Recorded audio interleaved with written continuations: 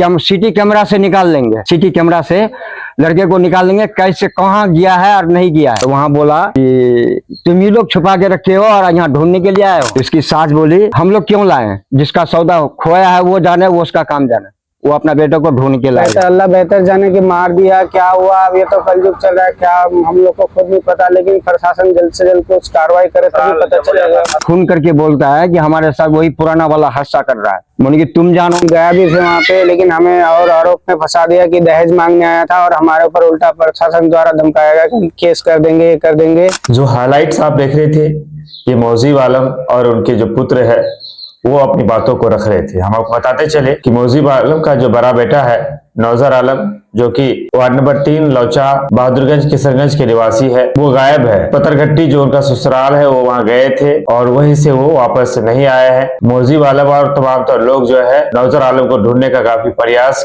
किया और किया जा भी रहा है, लेकिन नौजर आलम का जो है कोई अता पता नहीं मिल पा रहा है। इसको लेकर मौजीब आलम जो कि लौचा निवासी है, जिनका पुत्र गायब है, उन्होंने शासन प्रशासन को जो है आवेदन भी दिया है, लिखित में शिकायत भी की है और उनसे जो है विनम्र आग्रह भी किया है कि उनकी बेटे के साथ क्या हुआ होगा इसकी जो है तफ्तीश की जाए, सच्चाई को सामने में लाया जाए। आगे आप सुन पाएंगे कि पूरा मामला क्या है। नौजर आलम के छोटे भाई ने हमसे बातचीत करते हुए बताया कि ससुराल वालों से उनका जो है रिश्ता बेहतर नहीं था, मामला बिगड़ गया था, वो कुछ दिन वहां जा नहीं रहे थे, लेकिन वहां गए और उसके बाद वहां उनके साथ हाथापाई भी की जो वारदात है वो अक्सर वहां गाय बगाए उनके साथ होती रहती थी। हालांकि वो लोग जो कह रहे हैं इसमें कितनी सच्चाई है इस बात की कोई गारंटी नहीं।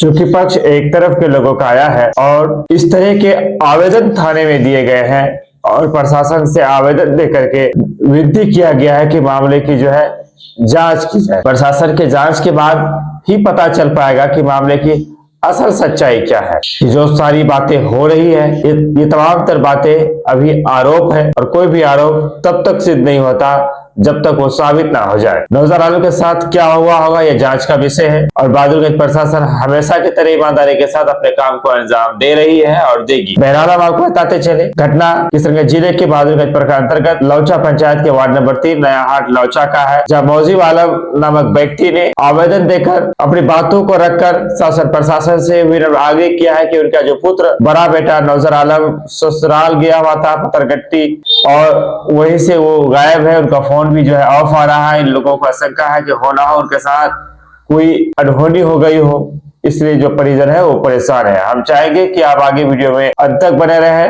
मौजीब आलम और उनके जो है छोटे बेटे उन्होंने क्या कुछ कहा है, उनकी बातों को आप सुने और आपको क्या लगता है आप भी जो है अपनी राय को जरूर। हमारा लड़का जो 25 तारीख में गया ससुराल, 22 और 23 में ससुराल में रहा, इसके बाद वो घर आया। घर आने के बाद उन लोग फिर जो सामान वामान लेके आया था तो वो ससुराल ले गया। बोलिए चलो भाई, तो पहले जो उनका घर वाली से लड़ाई झगड़ा हुआ था तो वो जाने वो तो अलग है ही, अलग रहता था वो। इसके बाद बाहर से जो आया तो गया ले सामान वामान लेके, तो हमको पूछा ही नहीं। तो दूसरे दिन जो उसके साथ हादसा हुआ तो लड़के वहां से फोन करके बोलता है कि हमारे साथ वही पुराना वाला हादसा कर रहा है। बोले कि तुम जानो। इसी बात में उसका फोन गायब। तो हम सोचे कि भाई आप खून ही बनना है तो आप क्या हुआ नहीं हुआ तो वो जाने। 2-3 दिन के बाद इसके बाद फोन आता है 12 बजे रात में, किसके पास? शकील के पास। मेरा पास फोन आया लगभग 12 साढ़े 12 बजे।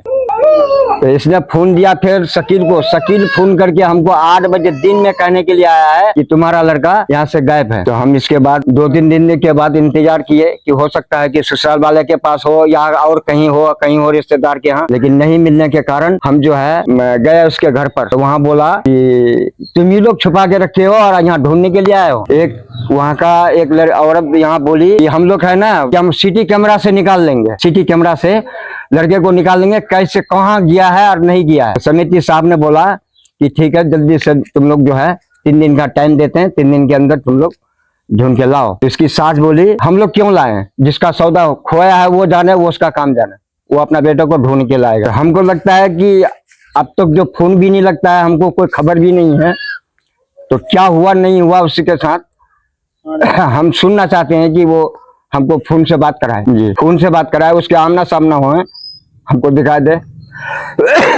मांग ये है कि मैं 4 तारीख को हम आवेदन दिए थाना में, इसके बाद दिए पंचायत में देने के बाद हम सोचे कि भाई सरकारी काम है, 2-3 दिन तो इंतजार करना ही होगा ना, तो कोई ध्यान नहीं दिया। तो हम चले गए किशनगंज, एसपी के द्वारा हम आवेदन भेजे कोरोवाड़ी थाना, वहाँ भी कुछ नहीं हुआ। इसके बाद हमने दिया आवेदन एसपी के पास दिए, उसका भी कोई अभी तक चार्ज चालू नहीं है। आज देने का कम से कम 15 दिन हुआ। क्या नाम क्या हुआ आपका? मुजीबुर रहमान, घर शाकिल लोचा। हम यही कहना चाहते हैं, हम लोग बहुत परेशान हैं और हम लोग बहुत ही ज्यादा कोशिश की अपने भाई को ढूंढने में, और जहाँ जहाँ रिश्तेदार था, दोस्त था, सब जगह ढूंढे, कहीं नहीं मिला। हम प्रशासन से ही मांग करते हैं जल्द से जल्द कोई कार्रवाई करे और हमें इंसाफ चाहिए, और हम बहुत परेशान हैं। हमारे भाई का बहुत याद आता है।